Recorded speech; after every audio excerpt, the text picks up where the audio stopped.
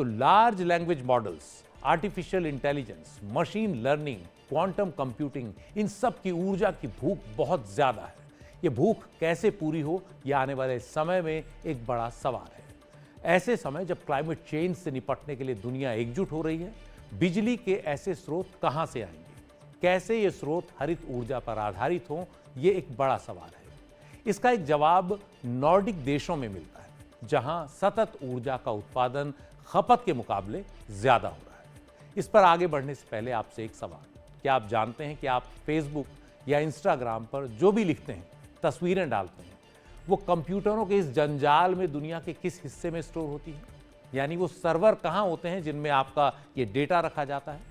आपको दिखाते हैं ऐसी ही एक जगह। यह है नॉर्डिक देश स्वीडन का लुलिया इलाका। इस बेहद ठंडे इलाके में फेसबुक ने 2013 में अपना एक बड़ा डेटा फार्म बनाया।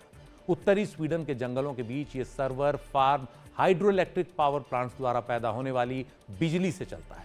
स्वीडन में नदियों पर पनबिजली परियोजनाओं से काफी ऊर्जा पैदा होती है।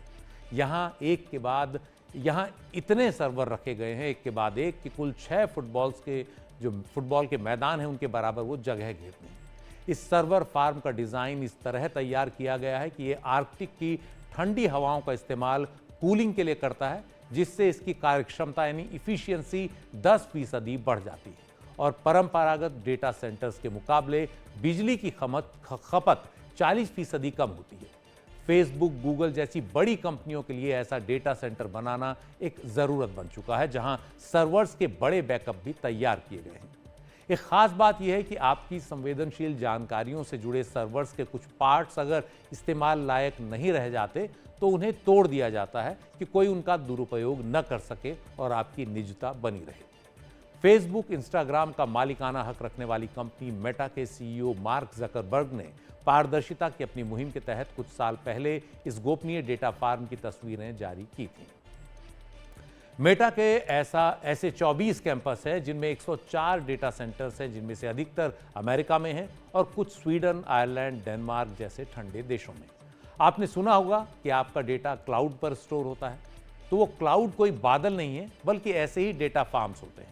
इन डेटा फार्म्स में कंप्यूटिंग के लिए काफ़ी बिजली इस्तेमाल होती है, जिसका एक बड़ा हिस्सा गर्म हवा के तौर पर निकलता है। जैसे आप अपने लैपटॉप या डेस्कटॉप में नीचे फैन लगा देखते होंगे।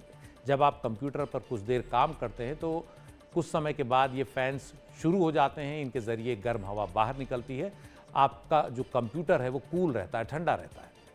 बड़े बड़े डेटा फार्म्स में एग्जॉस्ट फैंस के ज़रिए बहुत ज़्यादा गर्मी बाहर निकलती है। ये भी एक बड़ा कारण है कि दुनिया की बड़ी बड़ी डेटा कंपनियां जैसे गूगल, मेटा, माइक्रोसॉफ्ट, एनवीडिया और अमेजॉन के डेटा सेंटर्स या डेटा फार्म्स के लिए नॉर्डिक देश जैसे आइसलैंड, नॉर्वे, स्वीडन, फिनलैंड पहली पसंद बन गए हैं। इसकी वजह है कि ग्रीन सप्लाई की सुरक्षित आपूर्ति और ठंडा वातावरण होने के कारण कूलिंग के ऑपरेशन में यहाँ लागत कम लगती है। नॉर्डिक देशों में हरित ऊर्जा से बिजली की सप्लाई काफ़ी है। इनमें सबसे आगे है हाइड्रो पावर, जो स्थानीय लोगों की ज़रूरतों से ज़्यादा बिजली सप्लाई करते हैं, जैसे आइसलैंड को ही लें। यहाँ बिजली का 70% उत्पादन हाइड्रो पावर से होता है और 30% जियोथर्मल पावर से। जियोथर्मल पावर में ज़मीन से निकलने वाले बेहद गर्म पानी और भाप को बिजली बनाने के लिए इस्तेमाल किया जाता है। ये पानी नीचे मैग्मा के संपर्क में आता है और फिर गर्म होकर ऊपर सतह पर आता है। यहाँ से बाकी यूरोप को बिजली भेजने के लिए समुद्र के नीचे ट्रांसमिशन केबल नहीं है, इसलिए बिजली का निर्यात नहीं किया जा सकता।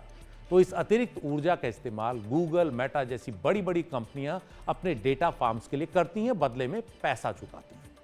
बिजली की लागत कम होने के कारण इन कंपनियों के लिए यहाँ डेटा फार्म्स बनाना किफ़ायती साबित होता है। कुछ जानकारों का अनुमान है कि लंदन में एक डेटा सेंटर की तुलना में आइसलैंड में डेटा सेंटर में बिजली की लागत सिर्फ 20% होती है। इन डेटा फार्म्स में बड़े पैमाने पर दुनिया के निवेशकों ने निवेश किया हुआ है। वन ग्लोबल और इको डेटा सेंटर जैसी तमाम डेटा स्टोरेज कंपनियां गूगल, माइक्रोसॉफ्ट जैसी बड़ी बड़ी कंपनियों के डेटा को संभालने से जुड़ी हुई हैं, जो खुद को क्लाइमेट पॉजिटिव या जीरो कार्बन फुटप्रिंट कंपनियों के तौर पर पेश करती हैं। दरअसल दुनिया में क्लाइमेट चेंज से निपटने की जिम्मेदारी सब पर है, बड़ी कंपनियों पर और भी ज्यादा। नॉर्डिक देशों में डेटा स्टोरेज से इन कंपनियों का ये लक्ष्य भी पूरा होता है, उनका कार्बन फुटप्रिंट कम होता है। आइसलैंड, स्वीडन, नॉर्वे जैसे देशों में ये कंपनियां ऊर्जा के सतत स्रोतों, रिन्यूएबल एनर्जी के जो स्रोत है उनका ज़्यादा इस्तेमाल करती हैं।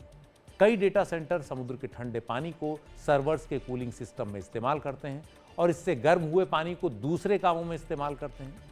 तो यही सब वजह है कि ठंडे नॉर्डिक देश कंप्यूटिंग की नई लहर से निपटने में अहम साबित होने जा रहे हैं।